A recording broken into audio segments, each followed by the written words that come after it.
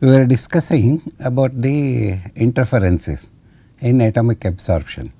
Earlier I had told you that there are not many interferences to be expected in atomic absorption as far as analysis is concerned.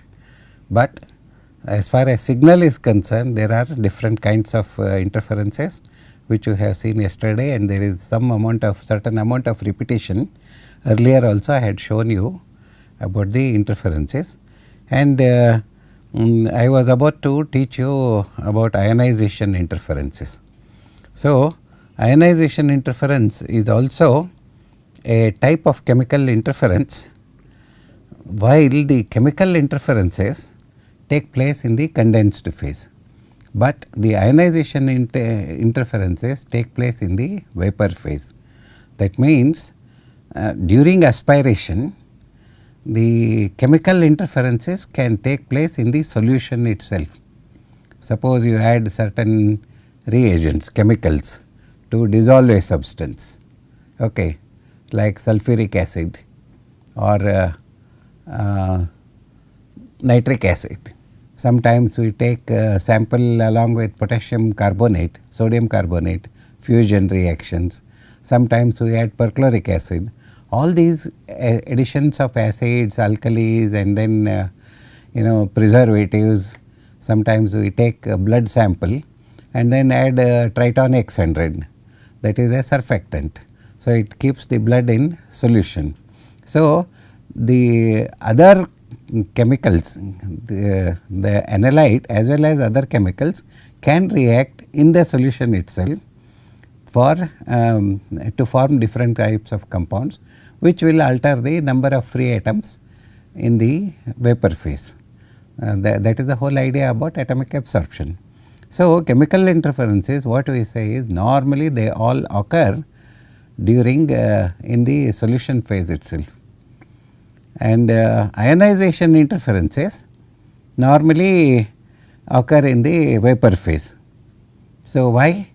Because only in the vapor phase inside the flame there are number of electrons available from the flame itself. So, the combination, dissociation of electrons with the ions normally takes place in the vapor phase only.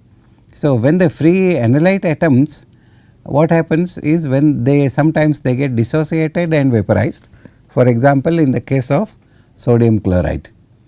So, sodium chloride normally it gets dissociated in the vapor phase and then vaporized, and then the interferences normally are observed only when they are in the vapor phase. So, the atoms of the elements possessing very low ionization potentials can become ionized at the flame temperature. This sentence, though it looks a little technical, what it means is very simple. Elements like sodium, potassium, cesium, rubidium, etc. they are all atoms of the elements possessing very low ionization potential. So, such elements can become ionized at the flame temperature, that is around 1700 to 2300 degrees centigrade. Lot of these sodium, potassium, calcium, strontium, cesium, etc. they do get ionized, and then instead of having more number of ground state atoms, there will be more number of ions in the vapor phase. So, obviously the signal will drop. So, this depresses the sensitivity, that means absorbance will become less and causes a lot of interferences in the final analytical measurements, because normally what we do is whenever a sample is to be analyzed,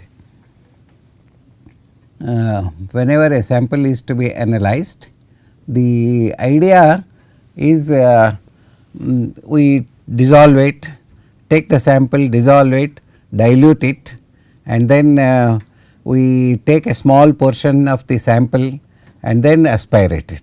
So, the actual analysis needs to a lot of multiplications etc.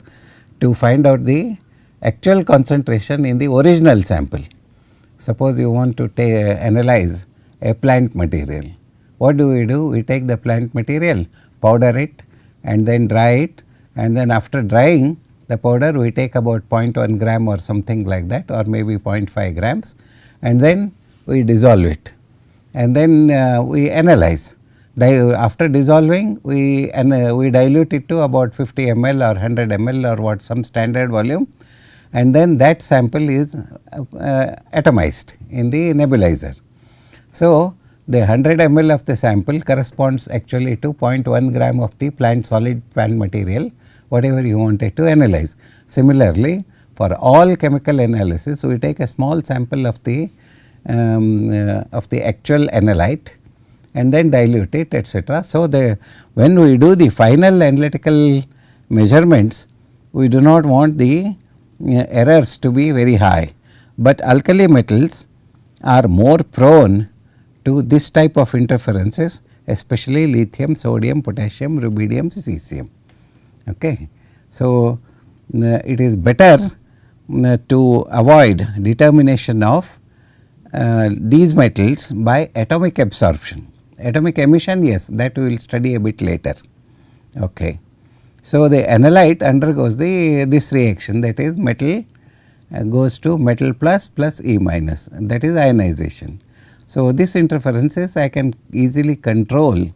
If this absorbance signal is very low, then what I can do is I can add an excess of an element whose ionization potential is very low to both samples and standards. So, what I do is, if I want to analyze some other element, sodium for example, then I add potassium chloride, because potassium chloride will be more, there is something like equilibrium, and in the total equilibrium the concentration of sodium will be suppressed, that is known as common ion effect. So, if I take potassium chloride when I want to analyze sodium chloride, then potassium chloride is preferably chosen due to its high purity and lack of visible emission in the flame. So, this is one trick we normally employ in especially when we are determining the alkali metals. Okay. So, look at this slide now. The ionization potential of lanthanum is very close to lithium. So, what do we do? If I want to determine lithium, I add lanthanum salt. In addition to which the lanthanum salt usually acts as a releasing agent for metals such as calcium, magnesium etc. It acts as an ionization buffer. So, instead of really getting instead of ionizing the actual analyte, this lanthanum oxide will ionize more. So, the ionization of calcium, magnesium, silicon etc., all these things get suppressed. That means, there will be production of more atoms in the ground state. So, the addition of lanthanum or calcium also as this is called as ionization buffer. So, the ionization buffer provides more number of electrons in the flame and shifts the ionization equilibria to the left. That means, the analyte atoms do not ionize to the extent that they would analyze if I put lanthanum or calcium. So, in other words, by providing more number of electrons from some other source, the ionization of the analyte element is suppressed and free ground state metal atoms are restored. So, this is one way of removing the interference from ionization potentials. Okay. So, another way is analyte occlusion. Sometimes there are other types of chemical interferences not related to the stable compound formation or ionization also for that matter, because there may not be any chemical reaction between the analyte and the interferent, but the analyte may get occluded, get held up in a crystal cavity. So, if it gets held up, it does not get ionized, nebulized at all. So, when the solid particles containing remaining after evaporation of the solvent, if it contains analyte atoms dispersed in the matrix of the interferent, obviously the volatility of the matrix gets reduced. So, the volatility of the matrix has an important bearing on the yield of free analyte atoms. That means, suppose you want to analyze blood, okay. The volatility of the blood is so thick that it is very difficult to atomize blood particles, blood solutions. So, same thing is true with sea water and plasma, human plasma, bovine plasma and several other types of animal, other types of samples. And then, so if this happens, if the analyte atom gets occluded or held up in the cavities, crystal cavities of the molecular species, then to that extent the production of vapors, vaporized atoms becomes less. So, depression of or enhancement may be obtained. When we get depression of the signal, absorption signal, if it gets held up, does not get released into the flame, or if it comes out, suppose there is some additional element that is held in the matrix, okay, and when I aspirate, that also comes out apart from the standard one, then we get enhancement also. So, the occlusion interference can work both ways. It can be either increase or decrease. 99% of the time it is decrease only. Okay. So, depending upon whether the matrix is less or more volatile, less volatile means more enhancement, and more volatile means enhancement of the signal, and less volatile means reduction of the signal. So, it all relates to the desolvation process of the reference solution in the flame after nebulization. Okay. So, this type of occlusion normally people come across, especially when we want to do soil analysis, blood analysis and things like that. That means, if the sample is very refractory in nature, chances are many of the analyte elements are held in the this matrix of the silica matrix or alumina matrix and things like that. Okay. So, example is depression of chromium and molybdenum absorption in presence of high iron concentration in the air acetylene flame. Now, we want to determine chromium and molybdenum in a given sample, but assume there is high iron concentration in the air acetylene flame. When do you get such a situation? The requirement is, suppose you have an alloy and you want to estimate how much of chromium or molybdenum is there in the sample. So, the sample chromium and molybdenum may contain about 1%, 5%, 2%, 18% like that. It may vary depending upon the alloy composition, but the remaining metal is mostly iron.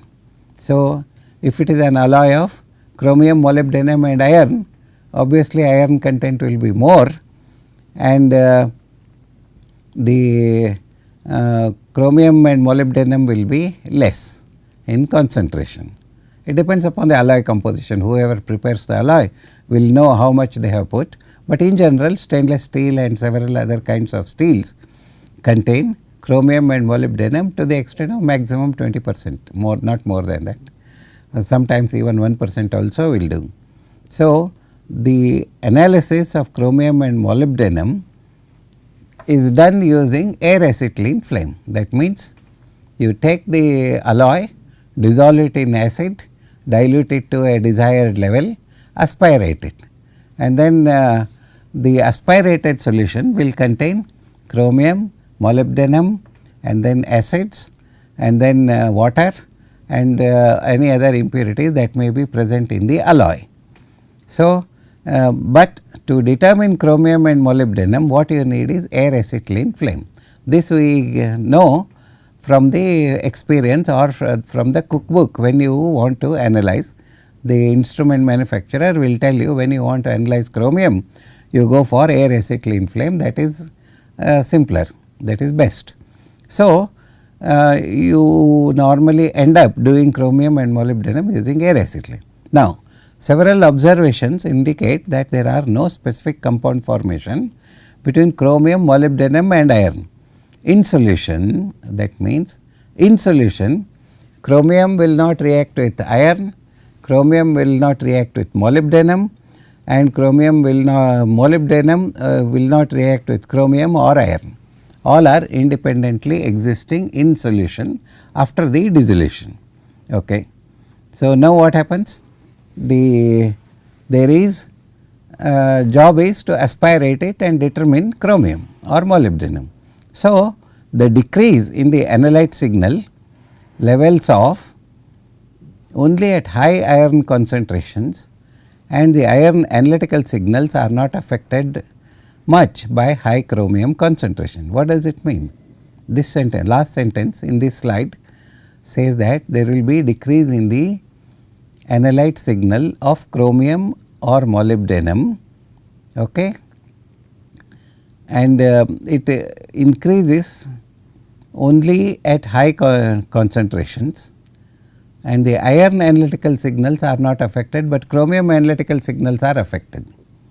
So, if you want to determine chromium and molybdenum, you get a lower signal than actually what you should get, that means lower concentrations. But iron, if you want to analyze the remaining iron in the sample, then there is not much effect on the sensitivity of the absorption line of iron. Okay. So, it is thought that what people think or research points out is that it is at high iron chromium ratios. Suppose chromium is also high and iron is also high, chromium atoms are occluded in the iron matrix. Why? Because iron matrix will get destroyed only around 3000 degrees centigrade, it starts boiling. So, which is so whatever is the temperature you use using air acetylene, obviously the iron chromium is in solution. It is a melt of the iron chromium molybdenum alloy. That means it is neither completely vaporized, but it is in the liquid state. It is not boiling because its boiling temperature is 3000, air acetylene is hardly around 2300 or 2500. So, what happens? The molybdenum chromium is held in the liquid state, liquid form of the total alloy, because all the alloy is not vaporized. That means it is occluded in the iron matrix, that is what we say normally. So, it is in the reverse situation. Suppose you want to determine iron. So, an excess of chromium, if it is there, the formation of more volatile chromium matrix does not alter the number of free iron atoms available. That means, suppose you have an alloy where chromium is more, iron is less, then you want to determine iron. Iron does not alter the number of free iron atoms, but if the ratio of iron to chromium is less, that means if chromium is less, then chromium chances are 90% of the chances are chromium will be held in the melt of the alloy. Reverse situation, you want to analyze iron in presence of high concentration of chromium, it does not happen. So, this type of interference can affect the interference effect can be overcome by the use of nitrous oxide acetylene flame. Simple. Whenever we have a situation like this, we need a temperature of 3000, but at 2400 air acetylene does not work, because the vaporization is not complete.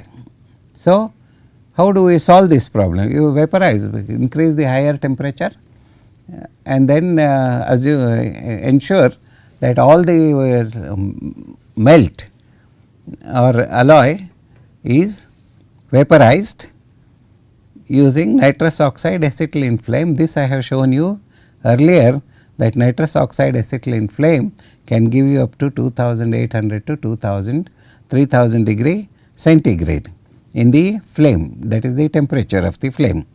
So, we can add this, we can use determine chromium in presence of large quantities of iron using nitrous oxide acetylene, even though the textbook says you use only the only air acetylene. Or I can do one more thing. What I do is, by the addition of ammonium chloride, sodium sulphate or boric acid and sulfoxylic acid, what I do is I convert the vapor into some sort of an organic salt, chromium chloride, chromyl chloride, sodium sulphate. If I add chromium, will react in the solution to form chromium sulphate or chromium borate, chromium sulfosalicylate, etc. These organic and inorganic compounds ionize very easily. They do not need nitrous oxide acetylene flame. Okay. So, these are all nuances of atomic absorption, especially you want to handle interferences. There may be other methods of analysis, but atomic absorption is the ultimate in any chemical analysis. You can even say ICP also to some extent, but for the time being we are considering atomic absorption. That ICP means inductive coupled plasma atomic emission spectrometry, that we may see later. Okay. Now, this is the bibliography of interference studies. What we have tried is, I am trying to give you some sort of insight into different kinds of interferences that are normally expected. For example, take the first element, aluminum. Normally it is determined by air acetylene, chemical species, all these things will interfere in the determination of such element, calcium, copper, magnesium, sodium, lead, phosphate, sulphate, chloride, zinc, SiO3, etc.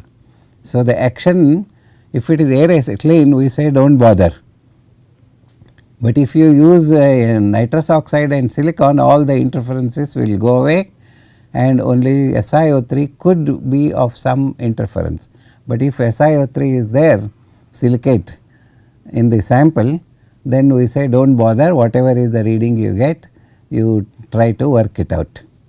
It may be small for small concentrations, but if it is not there, we have to resort to some other kind of analysis rather than stick to atomic absorption obstinately. That is not required. There may be other simpler methods of analysis that we will have to look for as analytical scientists. Okay. Similarly, calcium air acetylene is there, and all these things, aluminum, nitrate, phosphate, silicate, sulphate, etc., all these things will interfere. So, in general what we expect from atomic absorption analysis is that there is certain amount of concentrations of chloride, sulphate, nitrate, calcium, magnesium, sodium, and phosphate to some extent. Iron is there most of the time in the samples. So, in general we expect certain amount of interference from all these elements. Only when you aspirate a standard solution containing only aluminum, then you get a one reading. But if you want to analyze all these things, analyze aluminum in several samples containing chloride, bromide, sulphate, etc., because whenever you dissolve a given sample, all these ions will be there all the time. If you dissolve in alkali, sodium, potassium, calcium, etc., will be there. Sometimes people treat the samples with lime, etc., in industries, wastewaters. So, calcium phosphate and other things will be there as impurities.